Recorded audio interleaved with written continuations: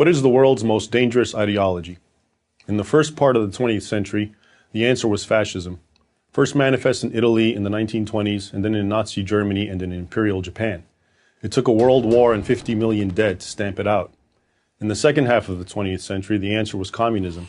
Between the Soviet Union, Mao's China, and their client states, at least 100 million people were killed in its wake.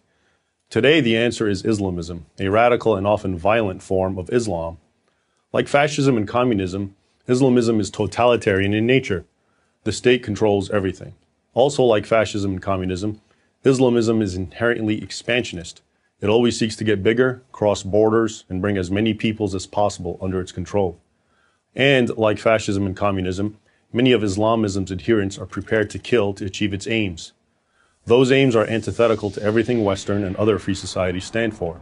Free speech, free enterprise, freedom to practice or not to practice any religion, freedom of assembly, a free press, and, of course, fundamental human and civil rights for all their citizens.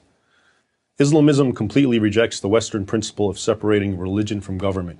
In its view, governments are legitimate only if they rule according to religious law, in Islamism's case, Sharia, Islam's extensive body of sacred laws. Sharia is based on the teachings of the Quran and the Sunnah. The Quran is believed to be the literal words of Allah as revealed to his prophet Muhammad in the 7th century, and the Sunnah consists of the words and deeds attributed to Muhammad. Islamists interpret Sharia to hold that anyone born Muslim must remain Muslim and face execution if they convert to any other religion, that adulterers must be stoned to death, that anyone who insults Islam or Muhammad must either be severely whipped or executed, and that thieves should have a limb cut off. In addition, Islamists condone polygamy and child marriage. These beliefs are being put into practice right now in, among other places, Iran, the Sudan, Saudi Arabia, the Muslim parts of Nigeria, parts of Pakistan, Syria, Iraq, and Afghanistan, and wherever else Sharia has established a foothold. If Islamists were content to live under strict Sharia law in their own communities and leave everyone who doesn't want to live that way alone, they wouldn't be a threat to the rest of the world. But that would not be Islamism. Islamism wants the entire world governed by Sharia, and anyone who opposes Islamist expansionism is the enemy and must be destroyed.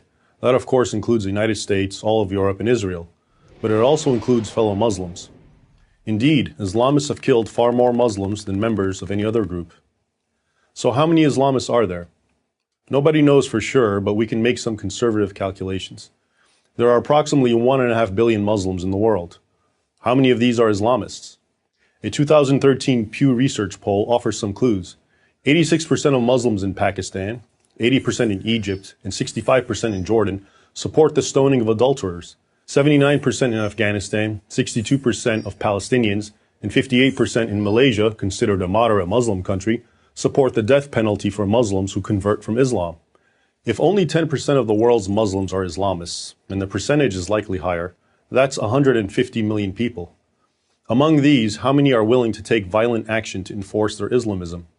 Here we're talking about Al-Qaeda, the Islamic State, the Taliban, Hamas, Hezbollah, Boko Haram, Al-Shabaab, and other groups that send suicide bombers into markets, explode car bombs at funerals, throw acid in the faces of girls who attend school, murder sisters or daughters who defy the will of a brother or father, or who fly hijacked airplanes into buildings. This is a very hard number to pin down. So let's again be cautious and say the figure is only 2% of that 150 million. That's still 3 million people, 3 million potential terrorists organized by a common ideology and supported by many more.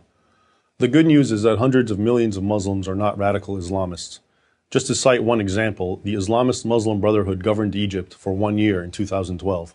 But enough Egyptians were so outraged by the Brotherhood's harsh imposition of Sharia law that they staged perhaps the largest demonstrations in human history against the Muslim Brotherhood and brought that government down.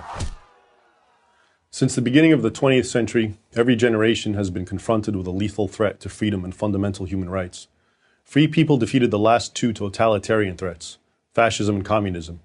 If we want to preserve freedom, we, non-Muslims and Muslims alike, will have to defeat the threat of our time, Islamism. I'm Raymond Ibrahim, author of the Al-Qaeda Reader for Prager University.